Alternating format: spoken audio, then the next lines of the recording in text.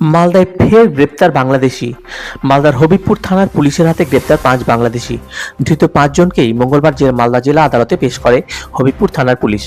Police সূত্রে জানা গেছে, মঙ্গলবার ভোররাতে হবিবপুর থানার বৈদ্য অঞ্চলের দাল্লা মধ্যপাড়া এলাকায় কয়েকজন সন্দেহজনক ব্যক্তিকে ঘোরাঘুরি করতে দেখে স্থানীয় বাসিন্দারা।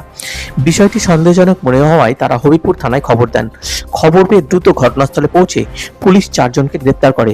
অন্যদিকে সোমবার আগ্রা হরিশ্চন্দ্রপুর এলাকায় বিএসএফ 88 নম্বর ব্যাটালিয়ন বিএসএফ এর হাতে আরও একজন বাংলাদেশি ব্যক্তি আটক করে। পরবর্তীতে বিএসএফ ওই ব্যক্তিকে হবিবপুর থানার পুলিশের হাতে তুলে দেয়।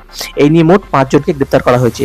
পুলিশ সূত্রে জানা গেছে, ধৃতদের নাম ভীম রায়, রতন রায়, শিপন রায়, দুর্জয় মণ্ডল। প্রত্যেকের বাড়ি বাংলাদেশের রাজশাহী জেলার গোদাবাড়ি থানার অন্তর্গত এলাকায় এবং মোহাম্মদ আজহার আলী বাড়ি বাংলাদেশে। মঙ্গলবার ধৃত 5 জনকেই প্রয়োজনীয় আইনি প্রক্রিয়া সম্পন্ন করে মালদা জেলা আদালতে পেশ করা হয়েছে।